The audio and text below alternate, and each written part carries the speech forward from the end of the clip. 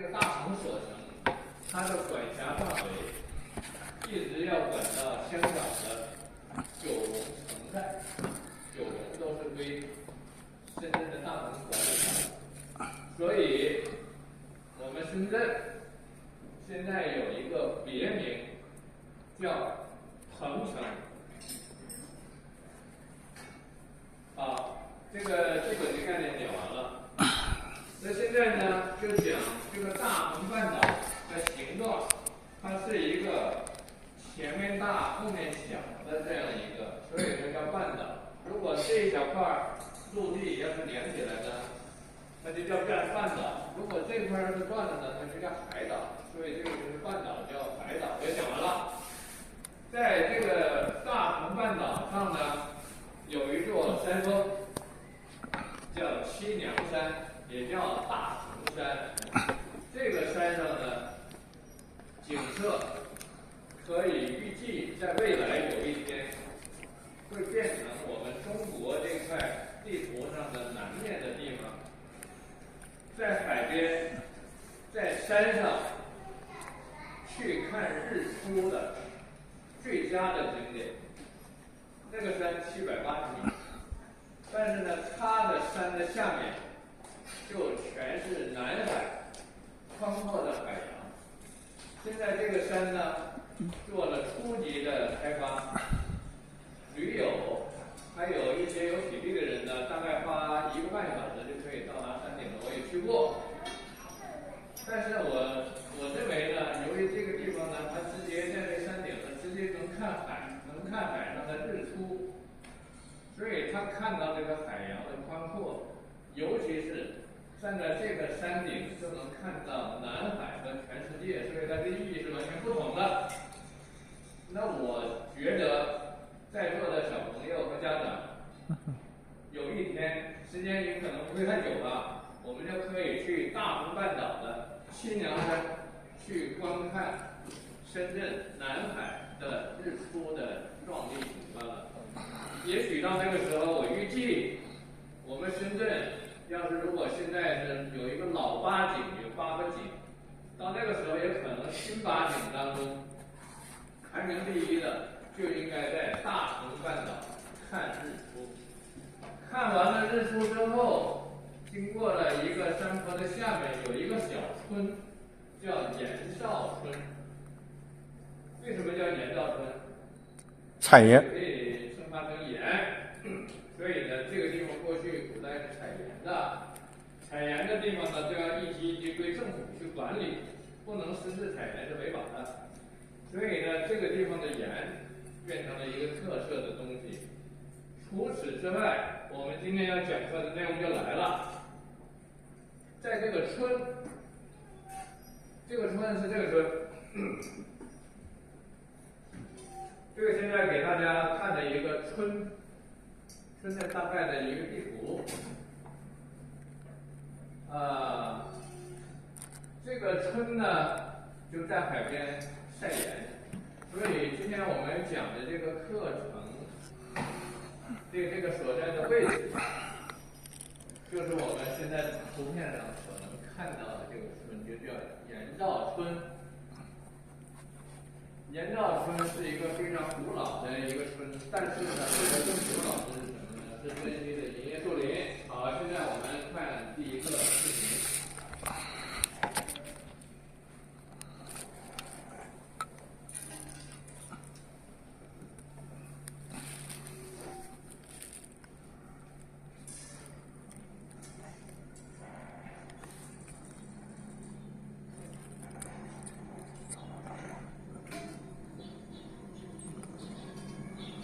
我们先感受一下，我不讲话，你们先大约看几秒。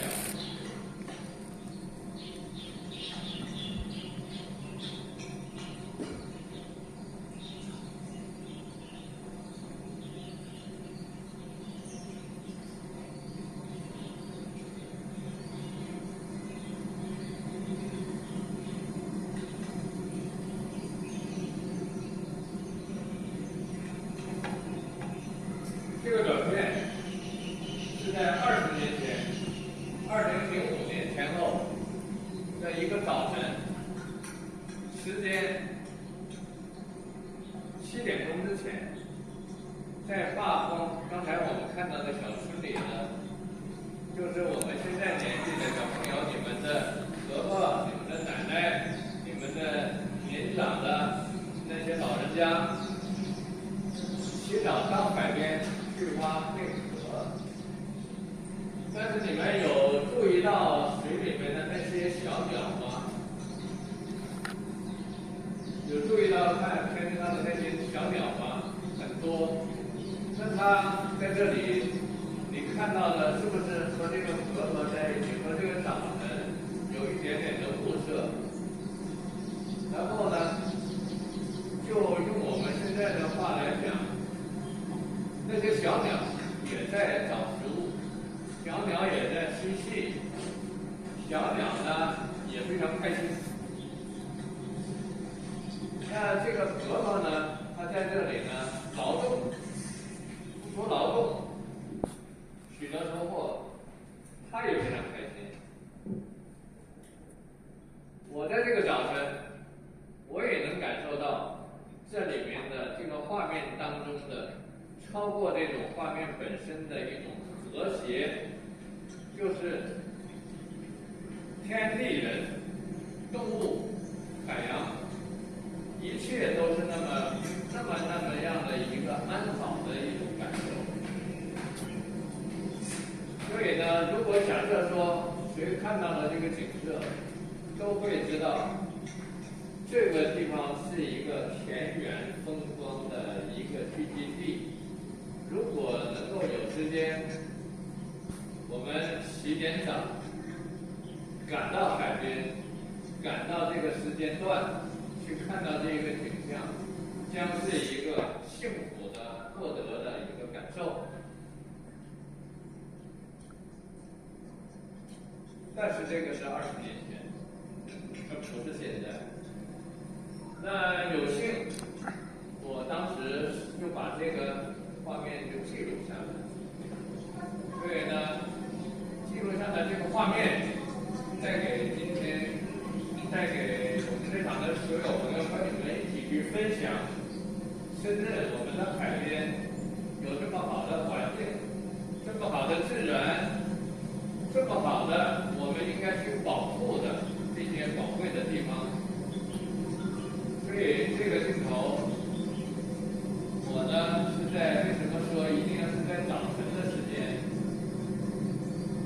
你看现在这里也没有什么大的风，也没有什么大的浪。你要稍微站到高一点的地方呢，水里是有倒影的，它就不像一个海洋，它特别的像一幅画。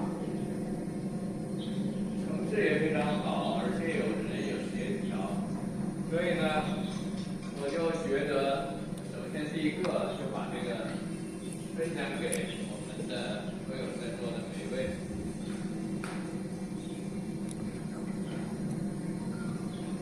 这个镜头，我是一点点的，就是固定在一个地方的一点点变化的。你看这个画面呢，实际上我虽然是这么说，但实际上你会发现这个画面是一点点越来越宽广了，对吗？所以呢，这个就是在拍摄的时候我使用了一个特殊的方式，镜头的一点点的变化。就是我们现场也有做这个专业的老师，那个店名就明白。刘建林老师，就是这个镜头，当时我就试了一个特殊的镜头，然后呢，就是固定机位，我就想就做一个特殊的场景，这个拍了11分钟，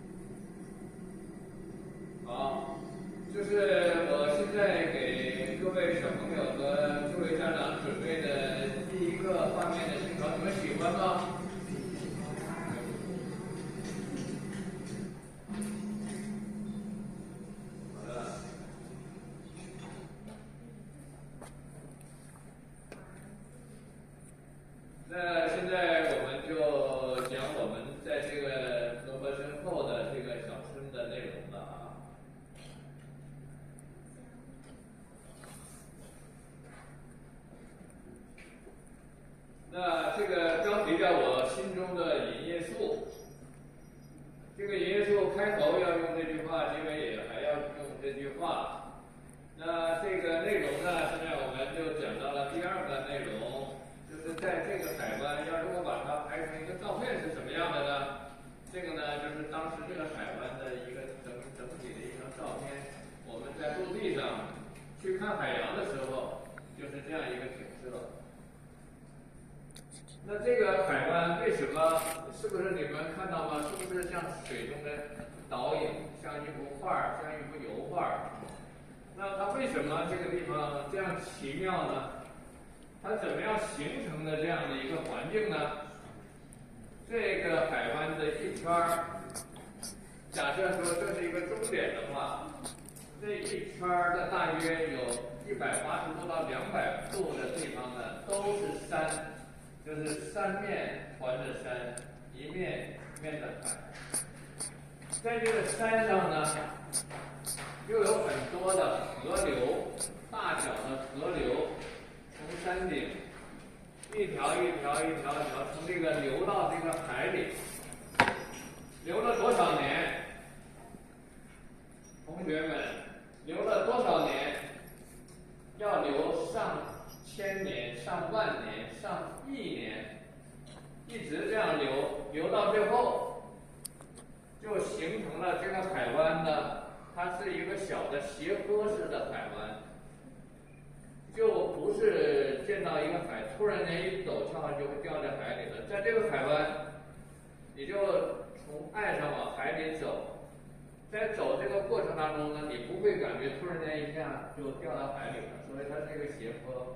由于这种结构，由于这种独特的千万年形成的这种地理环境，这个地方就特别适合海洋生物在这里生长，获取营养，而且周而复始的到这里有很多鱼，按照季节、按照年份来洄游，到这里来选择它要再次出生排卵的这个过程。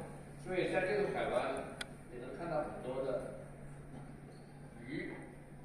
当然不是大的鱼，因为大的鱼它这样的地方不适合它，所以呢，这个是讲了花花海湾的形成。这张画面就是我在刚才的那个船上，我找了个远处的船，我在上船上，在船上呢，在往陆地拍这张照片的时候，就拍了这样一张照片。这张照片里我们能看到的，就是这一片。我们看到的所说的春，就是这一片，这一片就是珍稀的古银叶树群落。那后面呢是第一个山，后面的第二个山。这第二个山，我们的同学和家长可以记住，这个山呢，它有一个象形性的名字。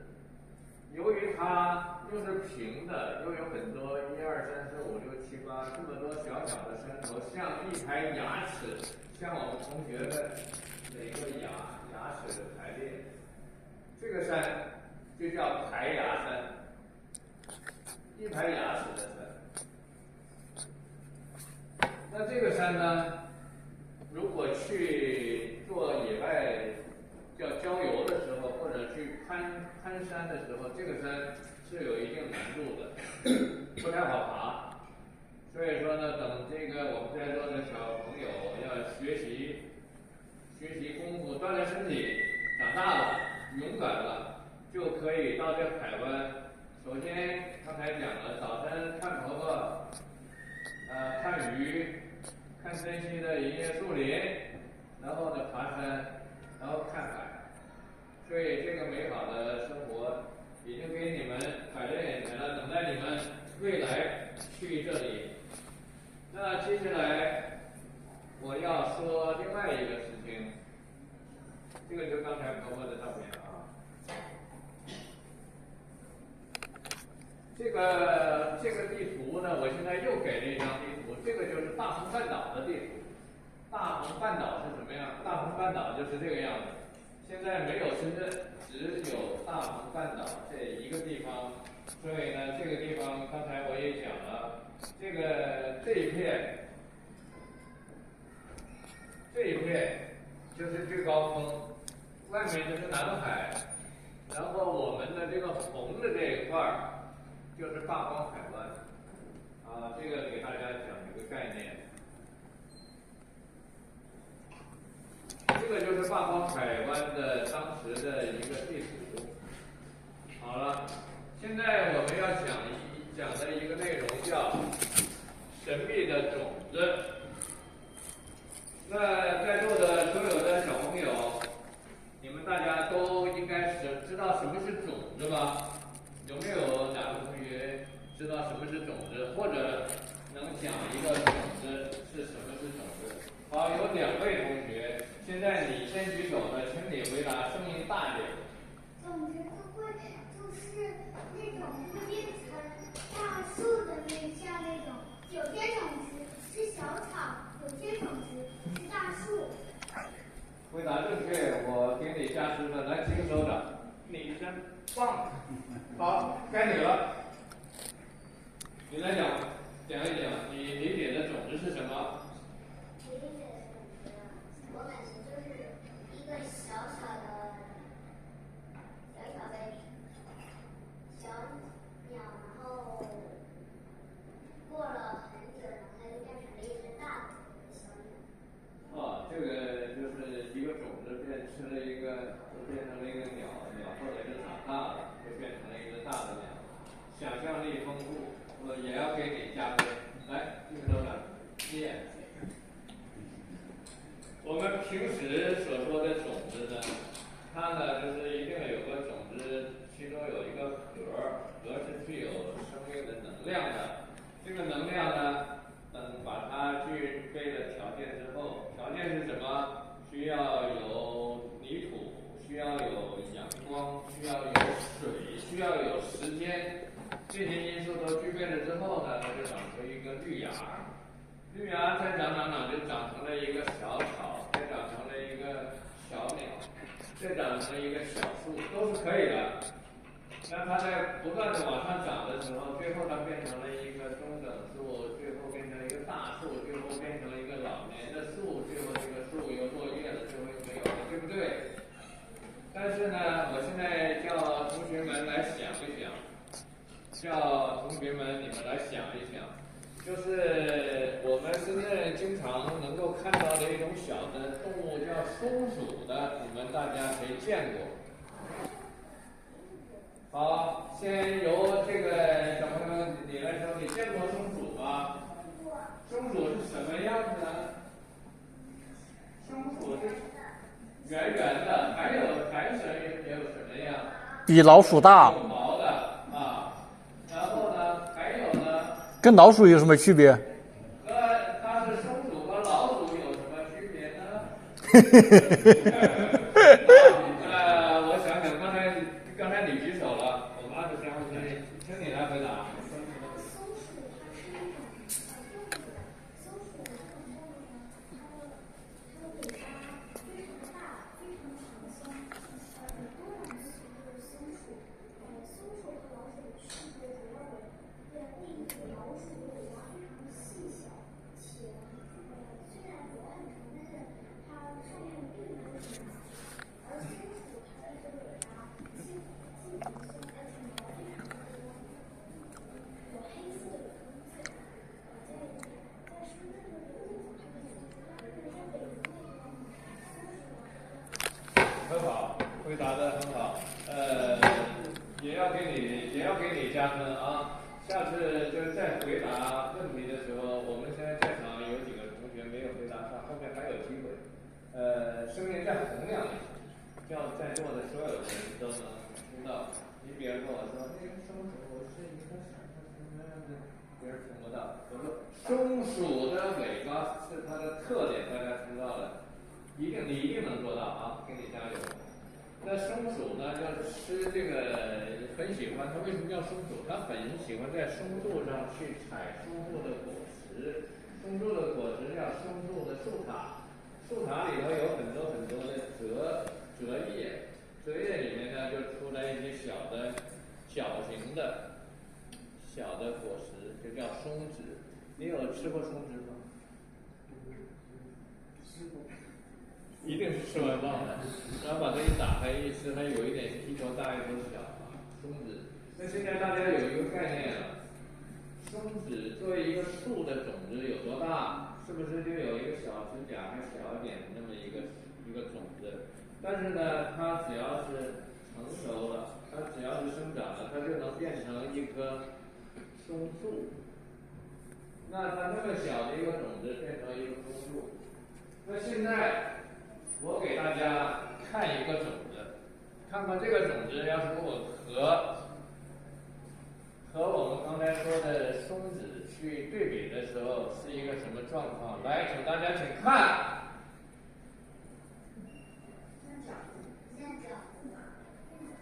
这个，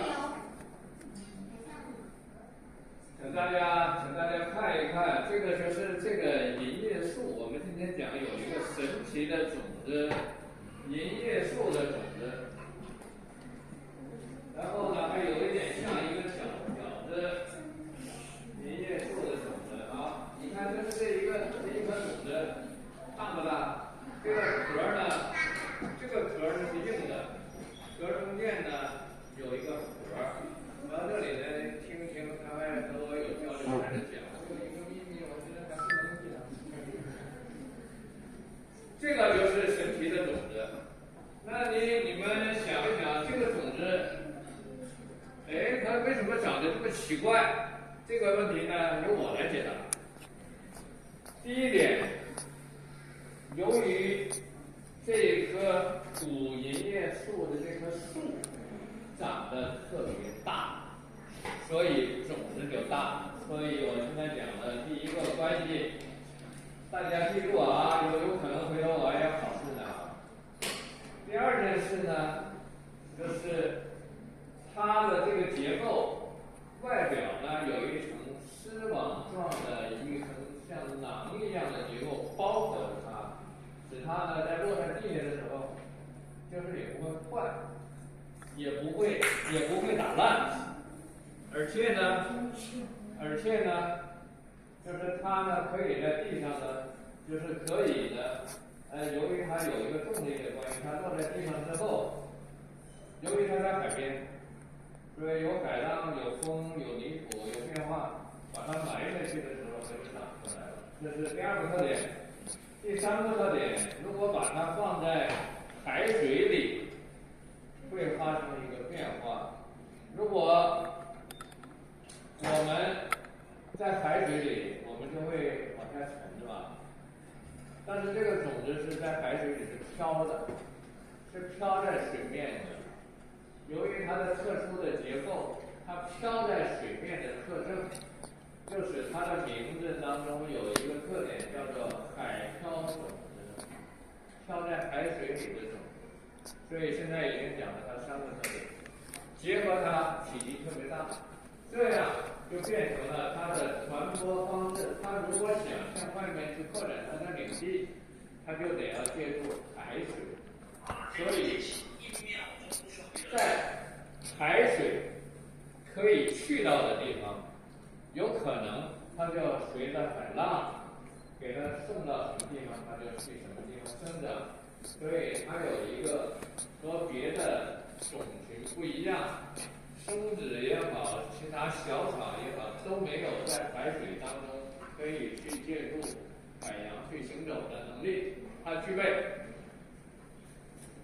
那现在我只说了一半儿，说了它呢可以借助海水去生长。那更重要的一点是，它必须要找到适合它生存的地方。现在我们回到我们的这个神奇的种子的这个阶段里，它为什么在坝光这个地方在这里生长？我已经讲了刚才的一个原因，它有亿万年形成的一个海湾。由于有这样的一个海湾，这个海湾里就有具备了这个种子能生长的营养。但是那如果这样说，全中国的广东的海边所有的地方都具备这个情况，都有这种营养的时候，它为什么就只长在了坝荒这个地方？好，现在我们介绍第二个短片，叫什么叫神秘种子长出的银叶树？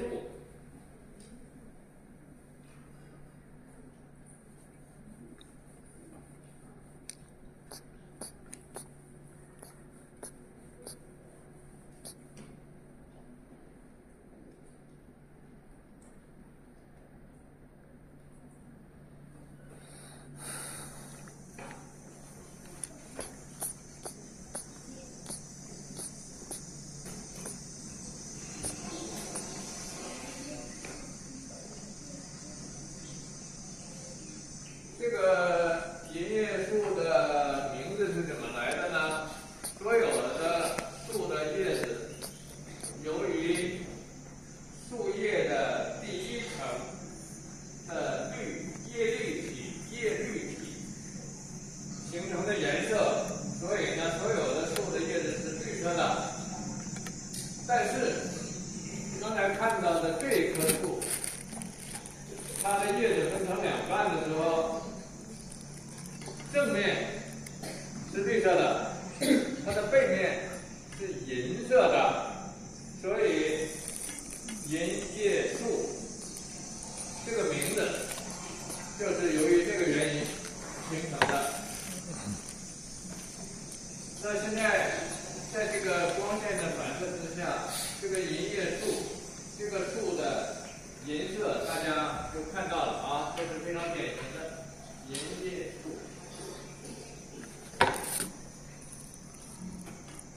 这个就是银叶树海边的环境。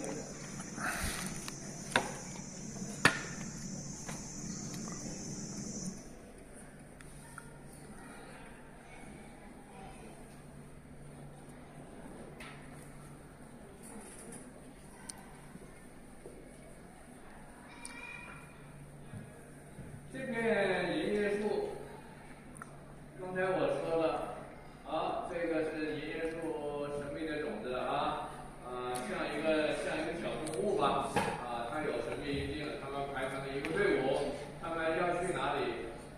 我想每一个同学你们心目当中都会有一个想象，所以这张图是留给大家做想象的，也可以给大家回去做作文的时候可以想象这有这样的一个画面。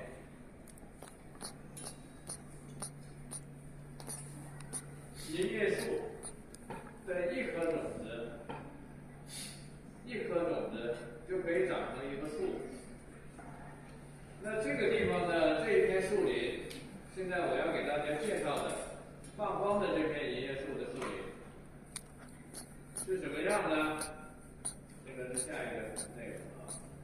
我先来讲一讲这个放光的银叶树的是它的基本概况。这片树林面积有26公顷的面积，里面呢有大约几十棵，大概80棵左右大的树，还有呢几十棵年龄树龄在200年以上的树，还有一棵树王。树的最大的一个王，它呢目前预计它的生命呢520多岁，520啊，好，回答的很好。那现在我们来说说一个500多年的一棵树和我们是什么关系？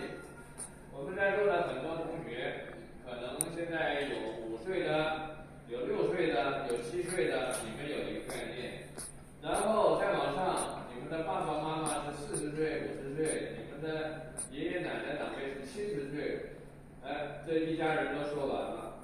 再往上走，我们深圳的特区成立呢是40多年，那我们的这片银叶树林呢有500多年，500多年是一个什么概念呢？就是一代这么代这么多代的人在这里生活。刚才的那个渔村，在这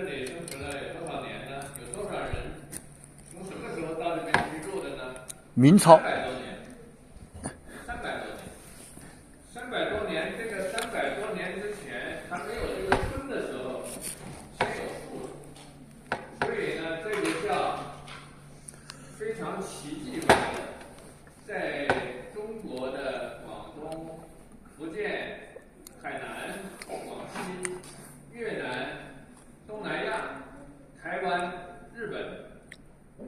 都有银叶树的这个树种的分布，但是唯独的长得年代最久的500多年的在这里，这个树长得最高的20多米在这里，这个种群的数量最大的在这里，所以我们深圳除了有这些高楼大厦之外，在我们深圳的自然环境当中，有一片银色的制高点，它长出了最高的银叶树的种子，它是世界之最，也在我们深圳。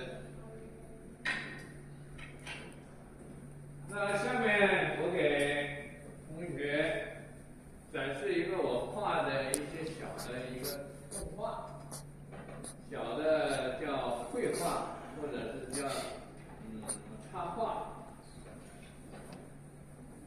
那我就说呢，我现在呢，把今天在座的小朋友，我要带着你们去看一个神秘的一个动物，因为原来你们没有看过。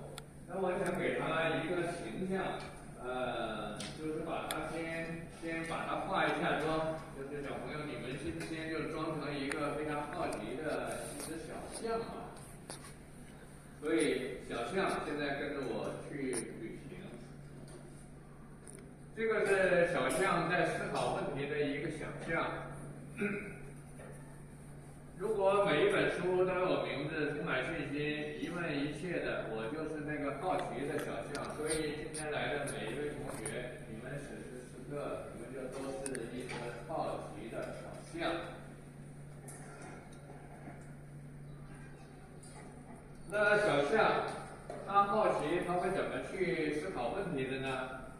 我们有看到鱼在水里，我们在水里有鱼，但是有没有想象一下，那个鱼，它为什么在水里？它为什么不坐在我们的这个座椅上呢？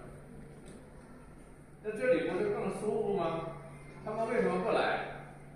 好，一个想象。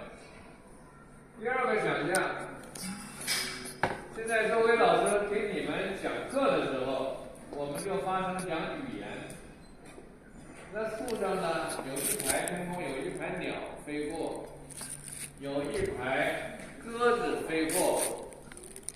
它们如果停下来，它们交流的时候，它们为什么用它的那种声音去发的声音，为什么和周伟老师发的声音不一样呢？为什么？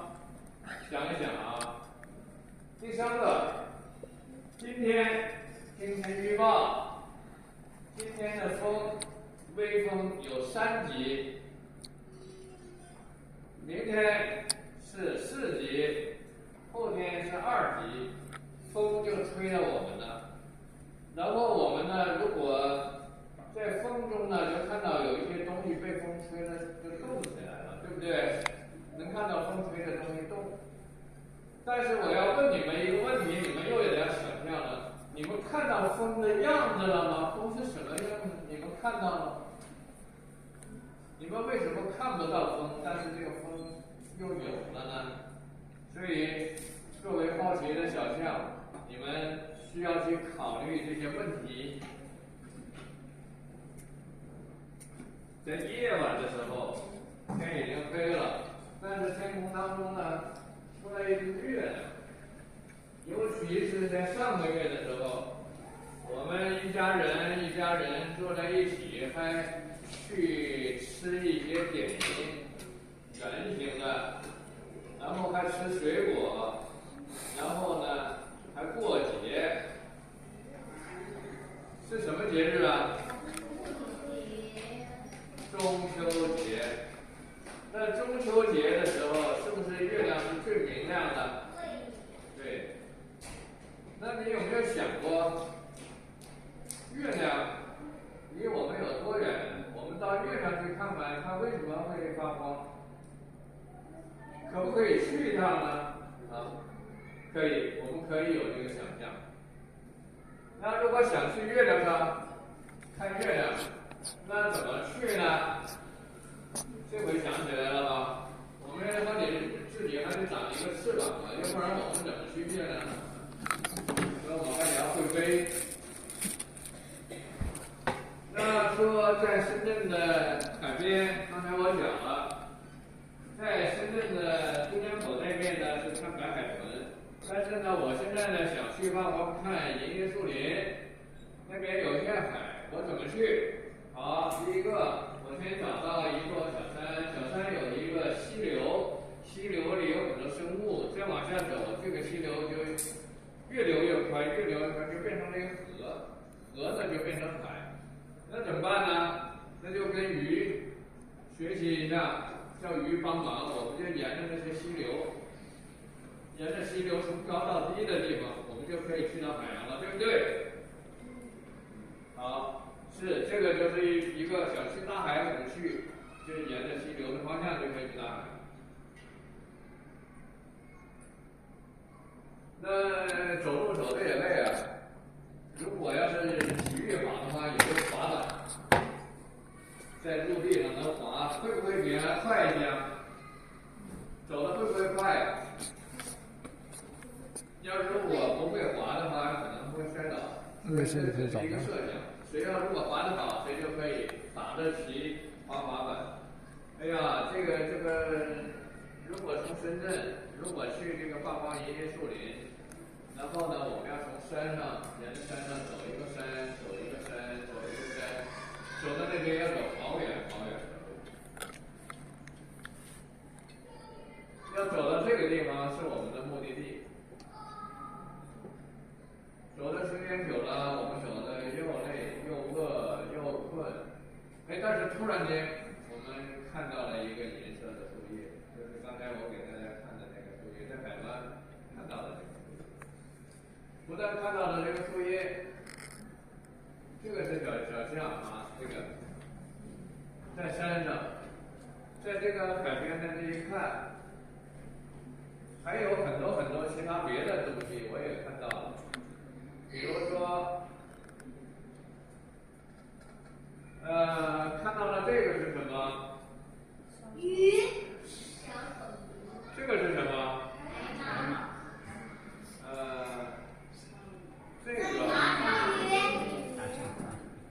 这个，你们有没有见过真正的蟾蜍鱼呢？这个，这个海星啊，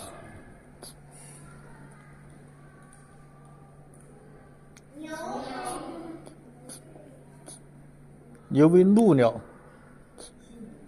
就是呢，这个去乡下的时候就会看到牛。牛呢，很奇怪的，牛的后背上呢有一只鸟，这个鸟是一只鹿，是一只会飞的鹿，小白鹿、小灰鹿。但是这个呢，它有个名字叫牛背鹿。那它为什么在牛背上呢？如果假设说你们在这边上课，你不小心刚一低头，来个鸟落在你后背上，你也不会让它落呀。凭什么落在我后背呢？那牛为什么让它落呢？吃蚊子。想不想知道？想知道我就告诉你们。由于牛背鹿和牛他们两个人是朋友，牛背鹿在牛的身上帮助牛吃身上的虫，还帮它后背去掉一些它想去掉的东西，所以牛和这个鹿就形成了好伙伴的关系，所以这个就叫牛背鹿。小同学们，你们记住了吗？记住了。好，那这边呢，这个呢叫招潮蟹，这个是乌龟，这个是小鸟。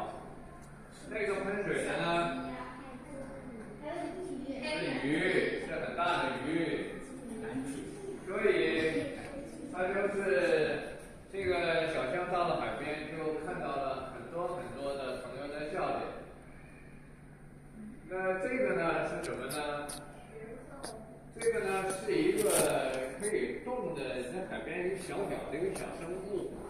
那我发现它呢又很小，但是它呢就是身上是一节一节的，一节、两节、三节、四节，这个节这样动。我今天没找到这个视频，一节一节的动，我就观察了一下，后来我想起来了，这个呢是什么呢？我告诉同学们，这个呢是一个小的一个飞蛾的，它的早期孵化的阶段的一个虫体，所以它在海边就形成了那样的一个奇怪的一个样子。那刚才讲了，这个地方除了我们有八方的海湾之外，其实这里还有一个很重要的一个特点，就是这里呢是曾经喷发过火山。那一喷发火山，你们一定会想象，那是一个非常恐怖的一个场面。所以呢，这火山口喷发出的烟尘，喷发出的岩浆损坏毁坏所有的环境。那这件事呢，刚才我们看地图那边讲，就是大鹏半岛的形成，还有香港很多岛屿的形成，都是由于在1亿8千万年左右的这个时间段，在我们深圳的南海的这个海岸，就经历了一次火山的喷发。火山喷发停止了之后，这个地面就抬升了，抬升形成的现在的所有的大鹏半岛的山、大鹏半岛、大鹏海湾、香港岛，还有我们现在看到的这些地方，就形成了这些特殊的地质构造。这个地质构造当中，就有很多特殊的营养沉淀在这里面，和别的地方不同的。所以有一种可能性，就是八方这个地方是一个好地方，它有很好的营养、很好的环境。最后，那个银叶树的种子就选择了来到这个地方。那现在除了这些以外，现在呢，在这个地方就有茂密的，像原始森林一样的，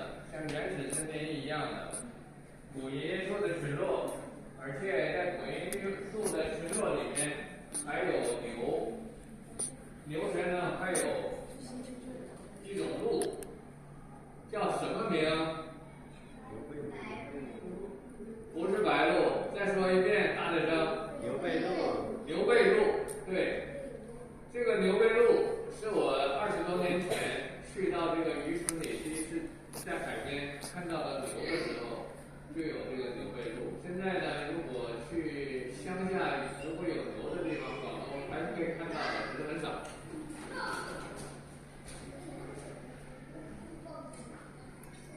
那现在的一个问题，就是它原来是什么样呢？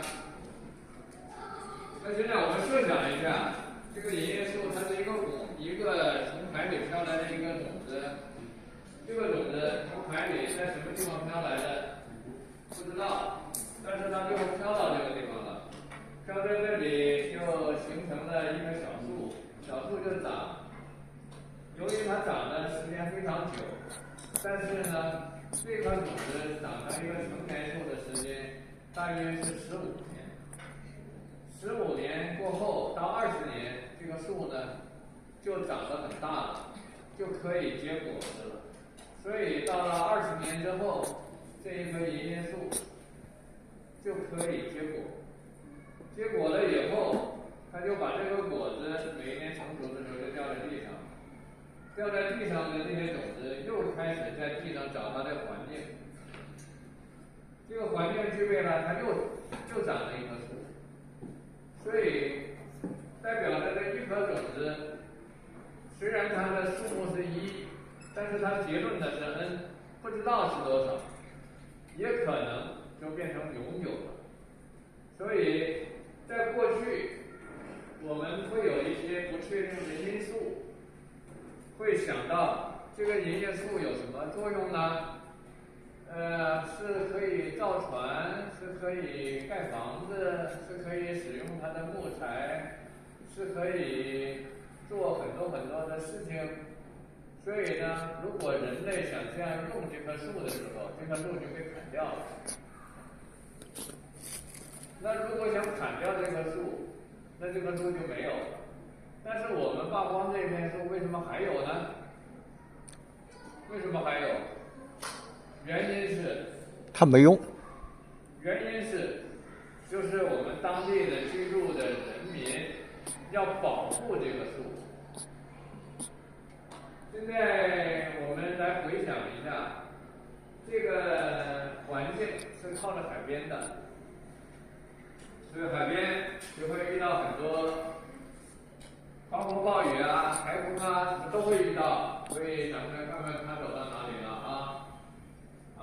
那这个是我讲的啊，刚才讲了一个，我们现在回来一点啊。刚才我讲了火山喷发1亿8千万年之后，在这个地方呢，就有很多的梭罗，很多的这些植物呢就长出来了。这些植物是谁吃呢？是恐龙吃的。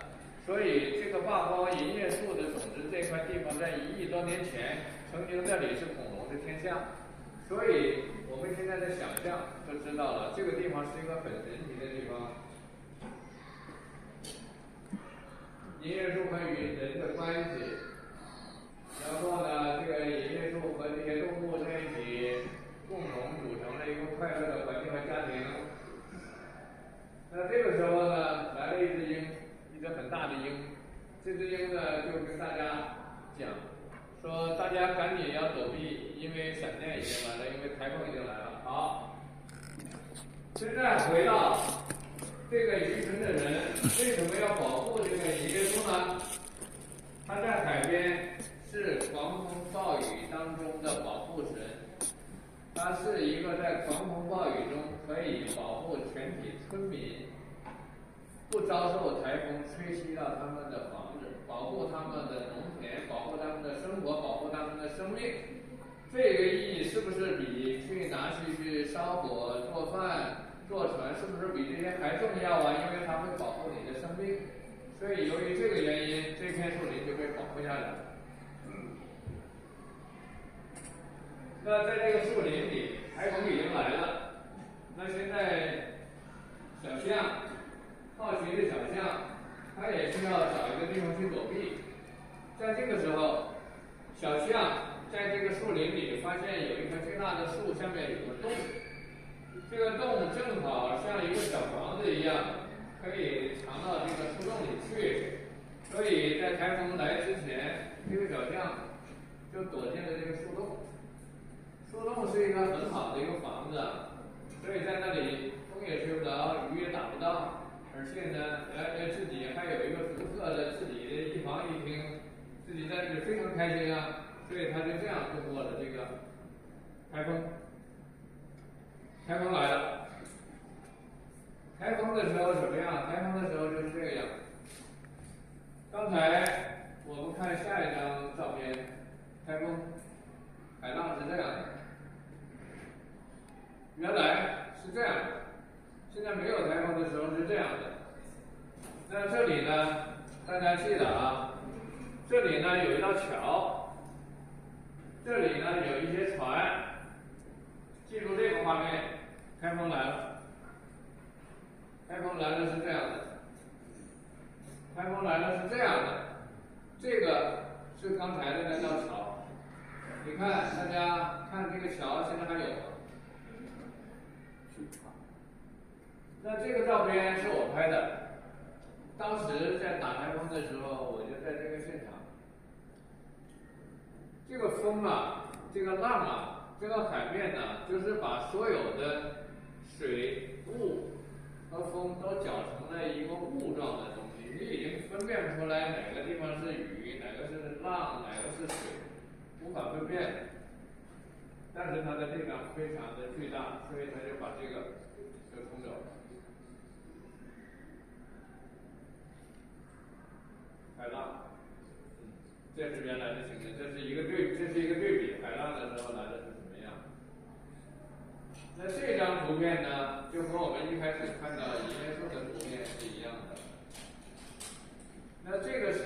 么情形呢？这棵树首先从这里看，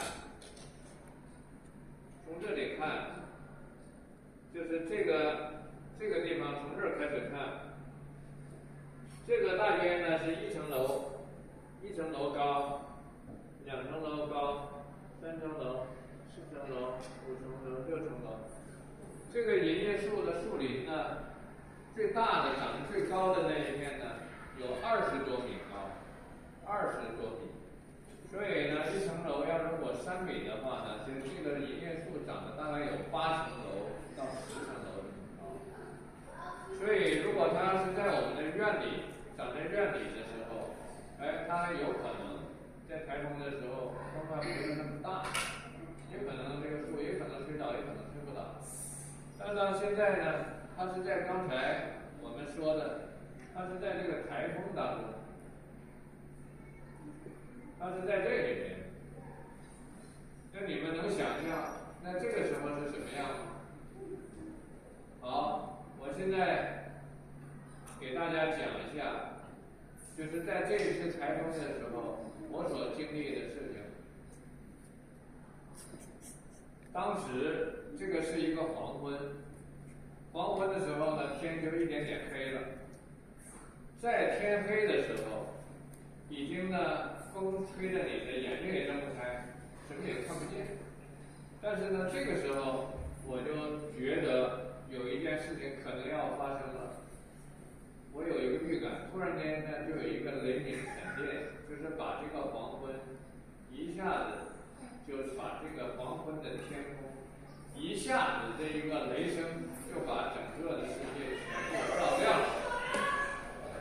在照亮这个世界的时候，我才看到了一个特殊的景象，就是银叶树在这个狂风暴雨当中，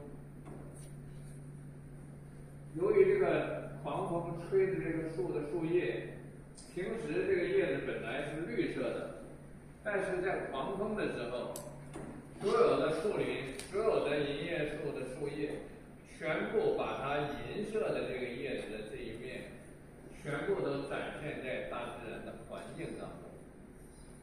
所以这个时候，我站在这个树林里再去看整个的树林，所有的其他树木、植物、草、荆棘，所有的其他别的植物，全部都沿在地上，已经吹平了，全部趴在地上了。唯独这一片珍稀的银叶树，它不但在狂风、在闪电当中，不但没有被摧毁，反而它展现了它从上到下整体的银色的世界。这是一次最壮观的，在台风当中最壮观的一个银叶树的向全世界向我的一次展现。所以在那一瞬间，我突然就被震撼了。我没有想象到，在这个黄昏，在那个黑暗，在那个狂风暴雨当中的银叶树林是这样的。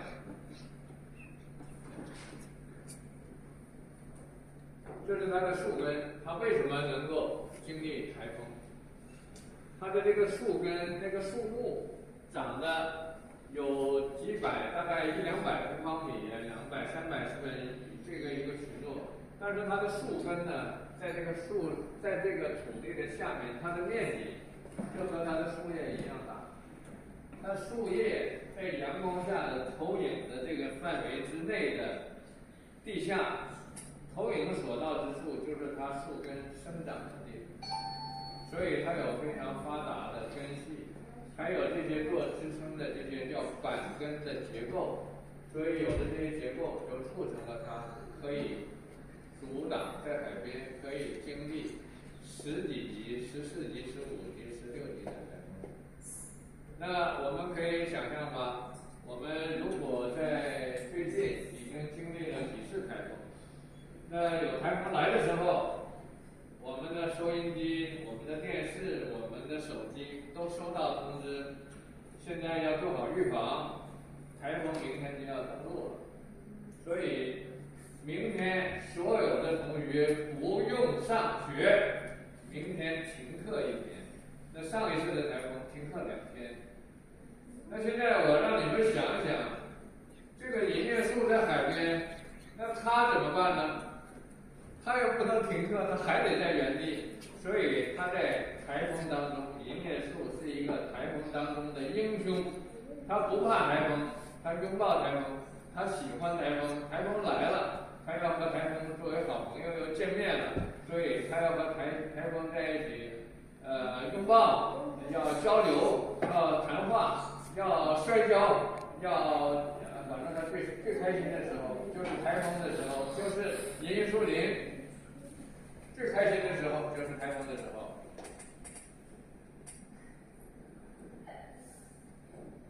这个狂风暴雨当中，它找到了一个树洞啊，它由于它有这个树洞，所以它就避过了这个风险。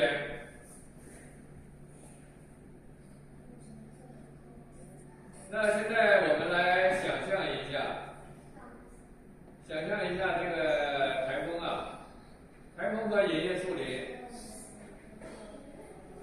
它们之间不但是非常和谐优美，而且呢还有保护人类，而且呢，它能够做的事情呢，又没有像我们去对外面去讲，说我可以保护你，我可以做什么，它什么也没说，它就是默默的保护了我们的这个环境。那这片大荒的古银叶树群落，在我的心目当中，我想在所有的每一位小同学的心目当中，你们也应该能够感受到它的特别之处。那我们作为我们人类，除了看到这个八方银叶树林对我们的保护以外，我们还能做点什么吗？我们能不能够去为银叶树林做点事呢？所以，我们在座的每位同学想到这个时候，除了知道银叶树林保护了我们也要反过来保护银叶树林，对不对？对。我们是不是应该，我们伸出我们的援助之手，我们也要保护银叶树林？那第二件事呢？就是我们还应该做的事情，能不能想一些办法，能够使它更好的生长？所以，在海边，在银叶树林，在这个地方，在2005年，离现在20年前的时候，我还有我的伙伴，还有我的父母亲2位老人家。还有我们的朋友，从国外回来的学生、同学，还有这些小朋友，我们就在海边种下了第一批银叶树。这是用这个种子种的，我们就捡这个种子。我们在20年前开始种这些树，这些树现在也长到了大约有8米、9米高了，也开始长板根了。也可以产果实了，也可以自由的、无限的去循环了。所以这个就是我告诉小朋友，我们应该做的事情，这就是我们应该去做的。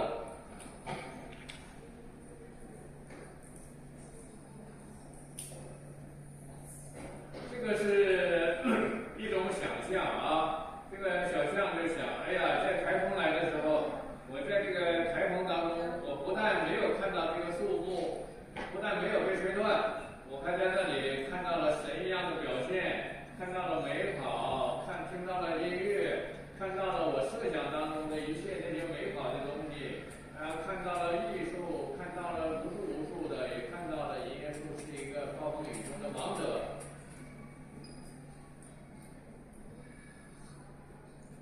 小象和我们所有的人，不仅是被这次银叶树在台风中的表现给震撼了，同时我们也得到了一些特殊的体验。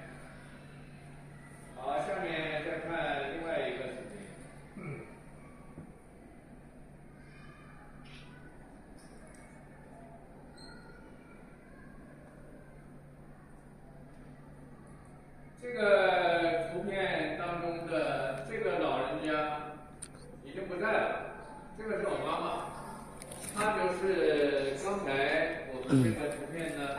就是我们的几代的种树的人，在20年前种树的这些人，然后呢回到树林，那我妈妈当时已经90岁了，她来回来看一看她当年种的这些树已经成林了。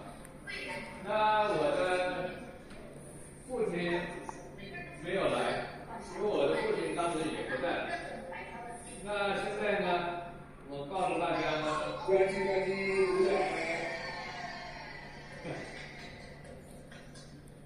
我就想告诉大家，我也当时在种这个树的时候，我就想到了种树有一个特殊的意义，就是我们每一个人的生命呢都是有限度的，也可能是这么大，也可能是这么大，就不可能是永远的。但是我们如果把这个树要是种下去的话，树就变成一个种子，长成树，树再结种子，再长成树。现在我们呢也不会去把它当柴烧，也不会把它去做房子，我们会越来越珍惜和保护它，它就没有天敌了。没有天敌了，这片银叶树林种下的任何一个种子，我们20年前种的任何一下种子，它自然环境当中，它就是一个无限循环发展的过程。所以呢，这个呢，就是我们如果种树的人，就会用这种方式延续了你生命的一个部分。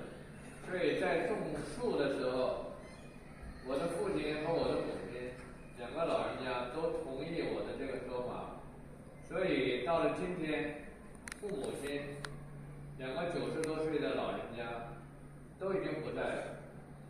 但是呢，我每次回到这个银叶树的树林的时候，我就又见到他，所以就形成了一个永久存在的美好的意义。那下面我想在这个现场，我在想呢，和熊中玉老师有一个小的互动。熊中玉老师是深圳几个学院的讲课的客座老师，他的写的文章特别好。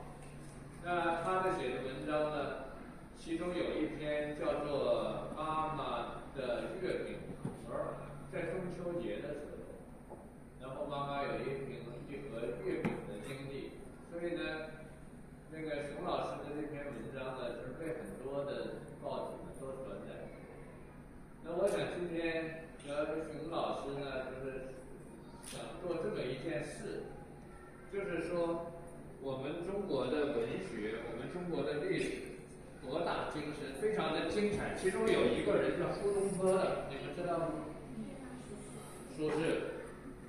这个苏轼呢，曾经有一段呢就到我们广东来了，所以那个请熊老师跟我互动一下，你讲一下苏轼，他在我们惠州在这里生活，然后呢，这是我呢请熊老师讲的，然后接下来以后呢，我还想请苏东坡苏轼也到我们的海边来看看银叶树林。好，请你给大家分享一下。来，到前面来。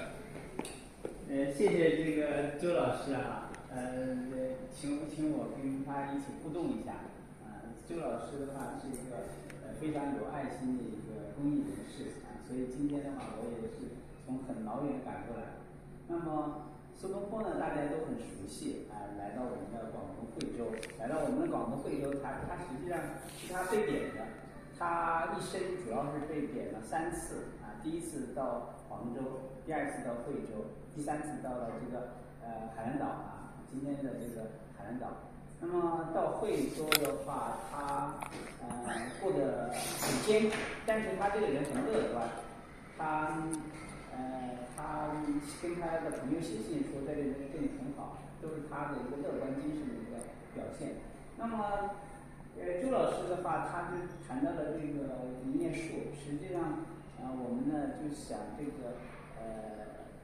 个苏东坡他在惠州，他实际上跟这个深圳是很接近的啊，这个地理位置是很接近的。他就有可能啊，因为当时可能也是有台风的，他就有可能会会到了这个海边，感受到了这个台风。那么感受到了台风呢，它也可能会发现像这样的银叶树啊，在台风当中是如此之坚强。周老师刚才也讲到了这个苏东坡，这个银叶树啊，银叶树它是在台风当中跟台风是做朋友的，它并不是对抗的啊。我们常常认为，这棵树被台风吹倒了，但是银叶树不是，银叶树是一个很坚强的一棵树，它是可以说它可以把困难当成自己朋友，当成自己历练。那么苏东坡看到了这个景象，看到了这个台风对这么厉害的一个台风，但是在银叶树的面前像一个朋友一样，相互的拥抱，相互的交流，相互的打招呼。那么我相信苏东坡他也会写出不写的诗篇，对这个感受有自己的想法。我觉得这个创意非常棒，所以我就想借此的话回去想一想他们的更深的一个交流我是认为苏东坡看到这个情形的话，会想到了一个乐观的一种精神，一个面对困难不屈不挠的一种精神。好，对，非常感谢熊老师，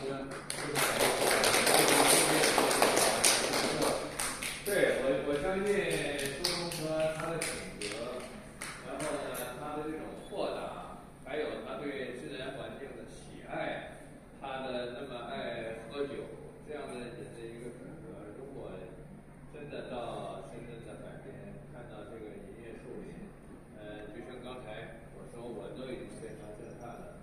那这件事如果震撼一件苏东坡的话，那一定会写出一个名垂千古的好文章所以我就想，在座的同学今天回去听了这个课以后，可以写一下你们自己的文章，想一想，这应该是怎么样写一个作文，写一个观后感，写一个什么东西。那接下来我们呢也有可能，我也回头会和熊老师来商量一下，看看有没有可能我们搞一个征文，搞一个活动，搞一个什么样的一个事情。所以我想这个事情是可以的，所以各位同学回去不要耽误了今天的时间。那我现在后面呢再给大家看2个小视频之后，我们就可以提问题交流了啊。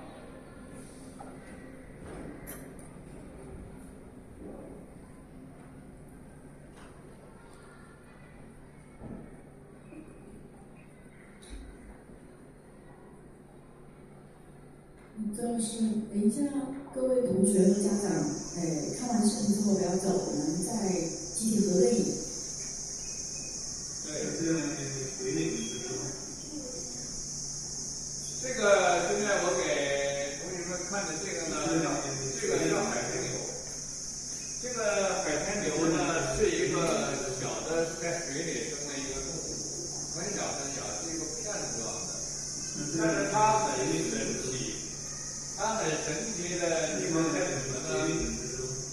你们有看到它是不是身上是不是绿色的？它在水里面是不是绿色的？它在水里的时候就特别像一个树叶，然后它的后背呢，它的身体当中也有一种结构呢，叫叶绿体。这个叶绿体呢，就相当于树叶一样可以进行光合作用，所以这就是在银叶树的树林里发现的一个新的物种。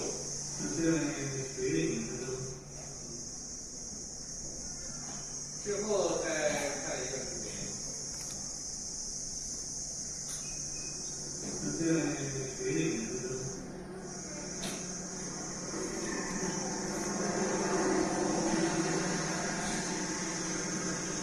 这个是发光的水体。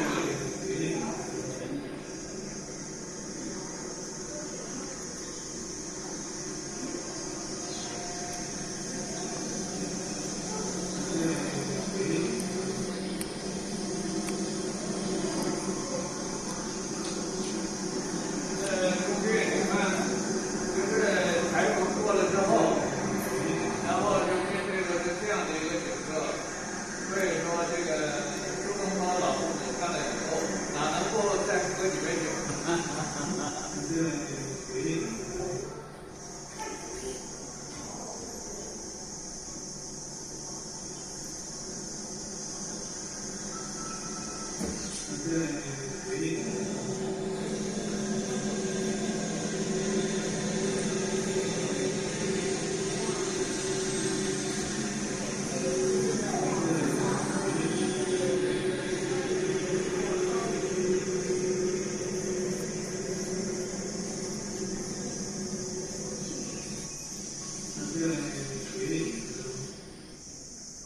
好，我今天的内容呢就说完了。